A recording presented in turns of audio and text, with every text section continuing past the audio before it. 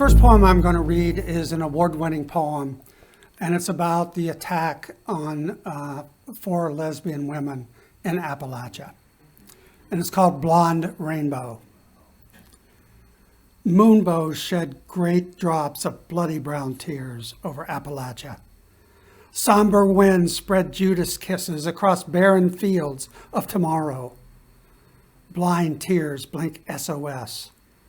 Mountains bow their heads in deep, dark sorrow. Picking daisies off the PTSD of death, 8 shots fired by inexplicable rage at the sight of 2 women engaged in an act of love near Dead Woman Hollow. Rebecca White dead from her wounds. 8 years later, park rangers stumble across the bodies of Julianne Williams and Lolly Winans in the Shenandoah National Park. Wrists bound, throats slit by person or persons unknown. Lolly's golden retriever, the only witness. Hell must be empty. All the devils are here. Appalachian horoscopes, a jumble of nonsensical words. Grieving ghosts wallow in the shadows. Please don't die until I get there.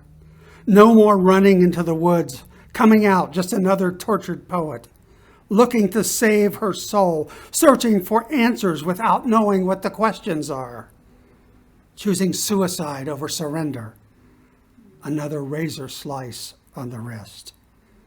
I can't wait any longer for the rapture to save us, for Santa to be nailed to the cross, drifting into the storm, coming out a rainbow blonde. And that ain't no joke. Clothed in a suit of rusty armor, carrying a flaming sword of light, willing to join in the fight, standing with my foot on the throat of fear.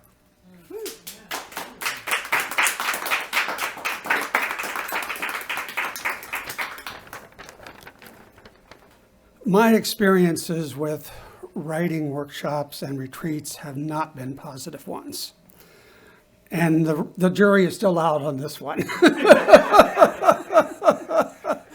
So this is my writing retreat protest poem. Writing retreat homework. I hate writing what others want me to write, especially writing retreat instructors, prodding with anxiety-filled pitchforks.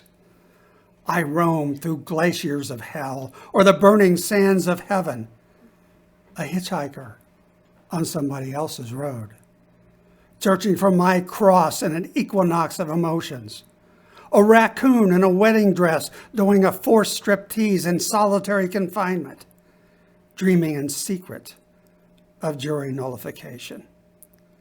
Estradiol-fueled owl eyes start shouting, my voice, my choice.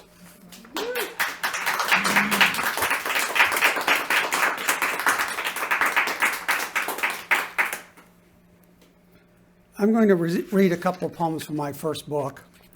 This first poem is about my father. My father was a very dominant figure in my life. He was both a hero and a villain.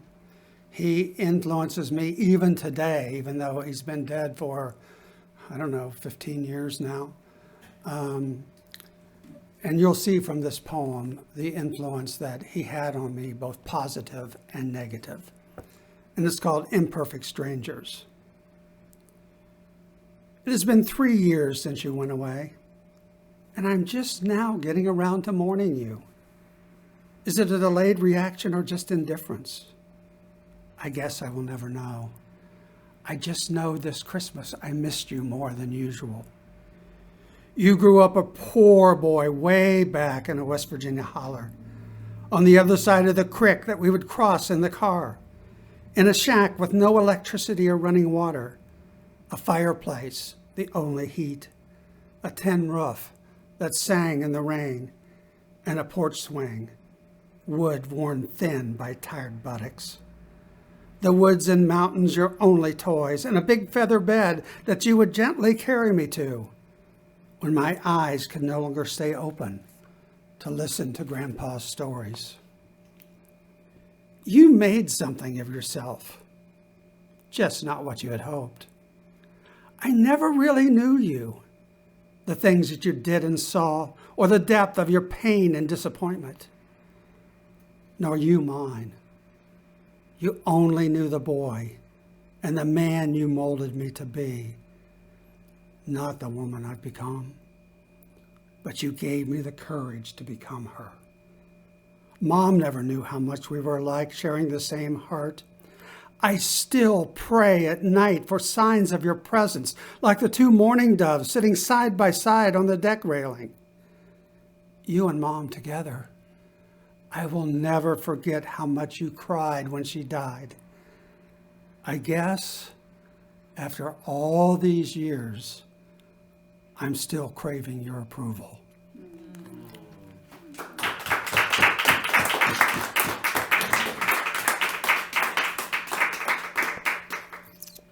And this last poem is called Bubble Wrap. Sitting cross-legged on the floor, raw and exposed, arms wrapped tightly around my body, giving myself a hug. There's no one else around to do it.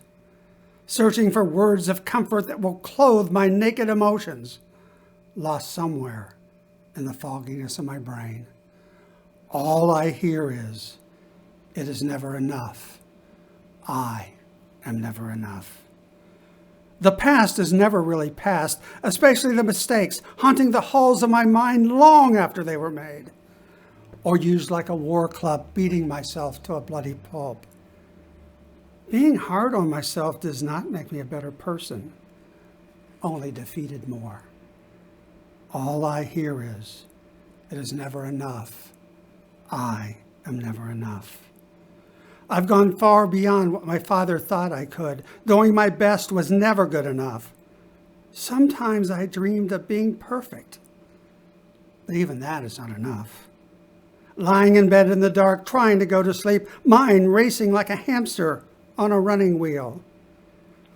When she reaches for my hand and tells me she loves me, my first thought is, why? How could anyone love me? All I hear is, it is never enough. I am never enough. I should swaddle myself in bubble wrap as protection against the world, but that would do no good. I would still be trapped with my own worst enemy in a cocoon of my own making, telling me it is never enough. I am never enough. I'm not even good enough to be trans with what I still have dangling between my legs. It is better to keep hidden so that I can live my life. If there's no heaven, it's all a waste of time anyway. I've found not caring anymore to sometimes be liberating. Thank you so much.